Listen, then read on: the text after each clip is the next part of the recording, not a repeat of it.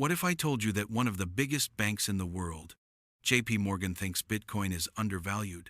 And not just by a little, but by enough to potentially send its price soaring to $165,000.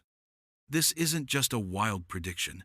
It's a cold, hard calculation based on an age-old asset, gold. Stay with me, because this financial giant just exposed the biggest trade of 2025, and it's all about a concept called the debasement trade.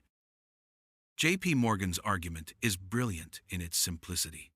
They are comparing Bitcoin to the private investment market for gold, which is roughly $6 or trillion. But here's the key.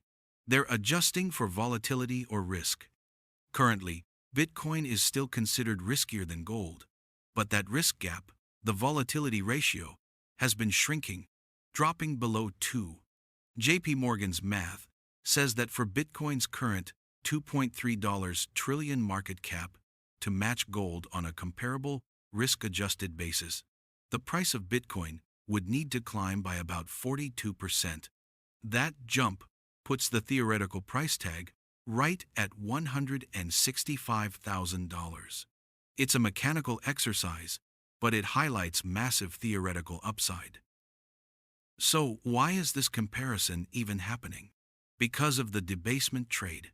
This is the single most important trend driving markets right now. Think about it.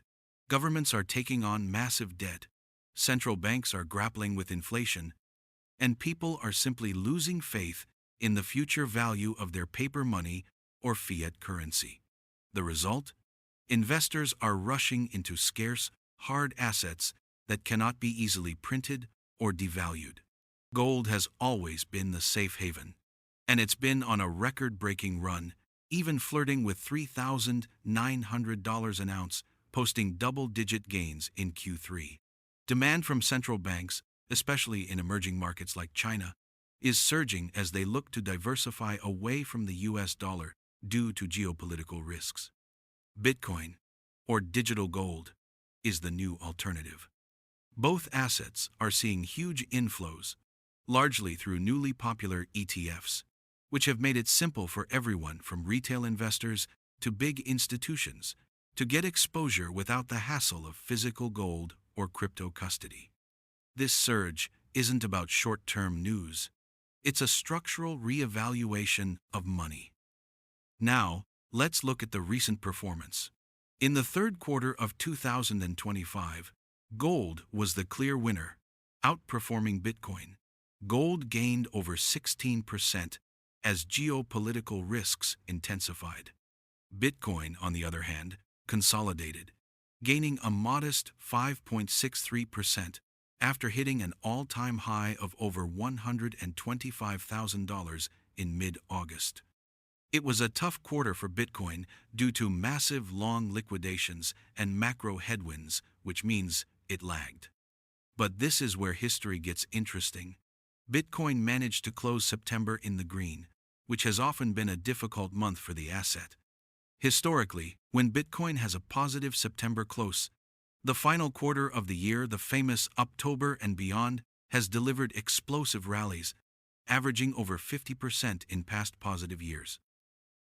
The current picture is clear. The financial world views both gold and Bitcoin as essential hedges against the debasement of global currencies. Gold just had its moment in Q3, driven by central banks and geopolitical panic. Now, the stage is set for Bitcoin to play catch-up. JP Morgan's $165,000 figure is a wake-up call, demonstrating that Bitcoin could still be significantly undervalued relative to its traditional safe haven counterpart. However, remember the golden rule. Bitcoin is a volatile, risky asset. Don't invest more than you can afford to lose. If you found this analysis valuable, hit that like button, subscribe for more deep dives, and let me know in the comments. Do you think Bitcoin can hit $165 kelvins before the end of the year? Thanks for watching, and I'll see you in the next one.